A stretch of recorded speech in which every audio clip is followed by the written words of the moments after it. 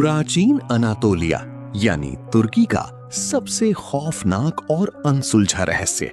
जानिए क्लियोपेट्रा की बेहद खूबसूरत बहन आर्सिनो की हत्या और उसकी गायब खोपड़ी की सच्ची कहानी। क्या ये नाजियों की साजिश थी?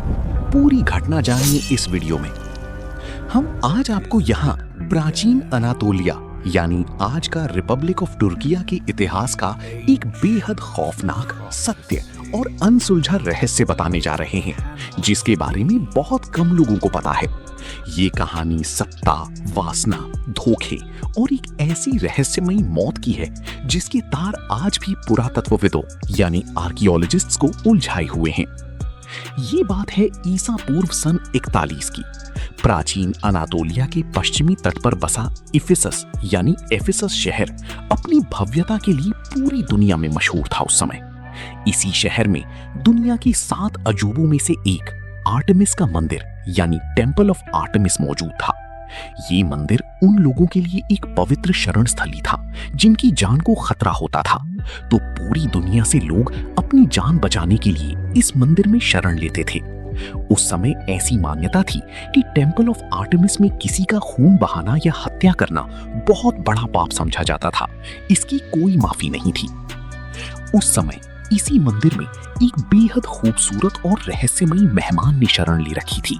उसका नाम था राजकुमारी आर्सिनो IV। आर्सिनो कोई साधारण स्त्री नहीं थी। वो मिस्र के टॉलेमिक राजवंश की राजकुमारी और दुनिया की सबसे मशहूर रानी क्लियोपेट्रा की सगी छोटी बहन थी।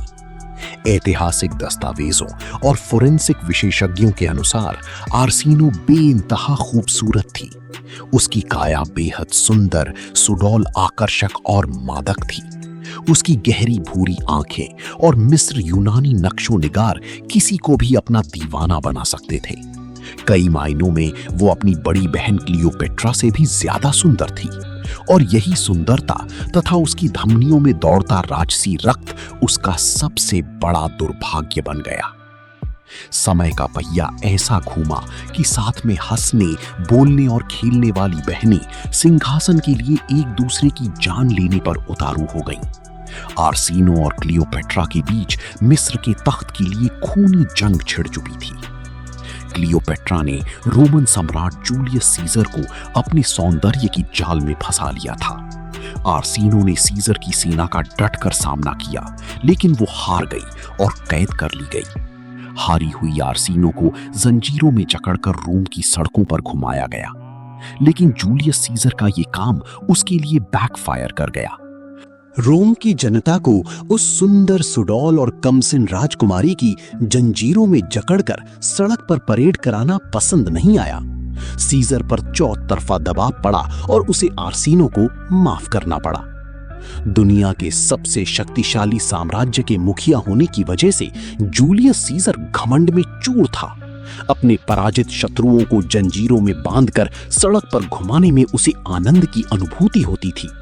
यद्यपि इसी उद्दंड जूलियस सीजर के घमंड को भारतवर्ष के प्रतापी सम्राट विक्रमादित्य ने मिट्टी में मिला दिया था और उसे पराजित करके दोनों हाथ बांधकर अवंतिका की सड़कों पर घुमाया था। लेकिन वो कथा फिर किसी समय सुनाऊंगा। उधर जान बचाकर आर्सिनो भागते हुए अनातोलिया यानी एशिया माइनर के इफिसस शहर में आ गई और आर्टेमिस के पवित्र मंदिर में शरण ली। उसे लगा कि भगवान के घर में वो सुरक्षित है, लेकिन अक्सर आप जैसा सोचते हैं वैसा होता नहीं। आर्सिनो के भाग्य में कुछ और ही लिखा था। सन 41 ईसा पूर्व की एक अंधेरी रात क्लियोपेट्रा जानती थी कि जब तक उसकी खूबसूरत बहन जीवित है, मिस्र के तख्त पर उसका अधिकार सुरक्षित नहीं है। जूलियस सीजर की मौत के बाद क्लियोपेट्रा ने रोम के नए और ताकतवर जनरल मार्क एंटनी को भी अपने प्रेम पाश में बांध लिया था। क्लियोपेट्रा ने एंटनी से सिर्फ एक चीज मांगी, आर्सिनो का सिर।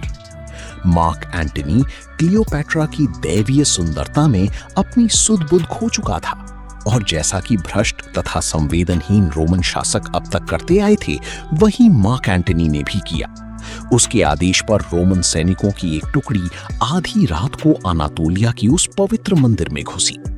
नियम के अनुसार मंदिर में खून बहाना सबसे बड़ा पाप था, लेकिन सत्ता की नशे में चूर हत्यारों ने उस सुंदर और सुडौल राजकुमारी को मंदिर की पवित्र सीढ़ियों पर ही बेरहमी से मौत के घाट उतार दिया। राजकुमारी आर्सिनो की हत्या तो हो गई, लेकिन उसका शव कहां गया? सदियों तक ये रहस्य इतिहास के पन्नों में दफन रहा। आर्सिनो की कहानी 1920 के दशक में अचानक एक नया मोड़ लेती है। हुआ क्या कि ऑस्ट्रिया के पुरातत्वविदों की एक टीम इफिसस के खंडरों की खुदाई कर रही थी। शहर के ठीक बीचों बीच उन्हें एक अजीबोगरीब 8 कोने वाला मकबरा मिला। ये मकबरा किसी उच्च स्तर के राजसी व्यक्ति का था। जब उन्होंने उस मकबरे को खोला तो अंदर एक कंकाल मिला। हड्डियों के अध्ययन से पता चला कि ये कंकाल एक 15 से 18 साल की बेहद खूबसूरत और सुडौल स्त्री का था, जिसकी शारीरिक संरचना राजघरानों की महिलाओं जैसी थी। जांच से पता चला कि उसकी मौत सामान्य नहीं थी। ऑस्ट्रियाई पुरातत्वविदों ने आगे और जांच के लिए उस कंकाल की खोपड़ी को रिसर्च के लिए जर्मनी भेज दिया और बाकी हड्डियों को अनातोलिया के उसी मकबरे में छोड़ दिया। लेकिन इसके बाद जो हुआ, उसने इस मामले को दुनिया का सबसे बड़े अनसुलझे रहस्यों में से एक बना दिया। जांच के लिए जर्मनी भेजे जाने के कुछ सालों बाद द्वितीय विश्व युद्ध छिड़ गया। द्वितीय विश्व युद्ध के दौरान जर्मनी पर भारी बमबारी हुई और जब युद्ध खत्म हुआ तो पता चला कि उस कंकाल की खोपड़ी रहस्यमयी तरीके से गायब हो चुकी है। 1990 के दशक में जब आधुनिक डीएनए और फोरेंसिक विज्ञान का विकास हुआ तो डॉक्टर हेल्के थोर नाम की एक रिसर्चर ने दावा किया कि वो बिना सिर वाला कंकाल किसी और का नहीं बल्कि क्लियोपैट्रा की बहन राजकुमारी आर्सिनो का है।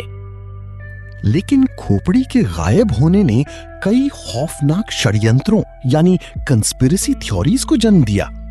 क्या ये जर्मन नाज़ियों की एक साजिश थी?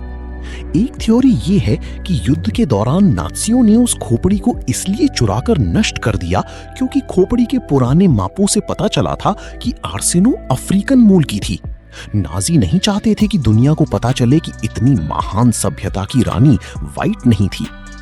स्थानीय लोगों का मानना है कि क्लियोपैट्रा ने काले जादू से अपनी बहन की आत्मा को बांध दिया था। जो भी उस मकबरे के रहस्य को सुलझाने के करीब पहुंचता है, सबूत अपने आप गायब हो जाते हैं।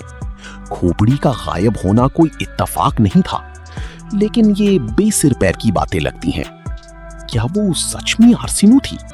कुछ इतिहासकारों का मानना है कि रोमन सैनिकों ने आर्सिनो को तो बचा लिया था और मंदिर की सीढ़ियों पर जिस लड़की को मारा गया वो आर्सिनो की कोई हमशक्ल दासी थी। असली आर्सिनो अनातोलिया के पहाड़ों में कहीं गुमनाम जिंदगी जीती रही। लेकिन क्या इस बात पर भरोसा किया जा सकता है? ये मैं आप पर छोड़ता हूं।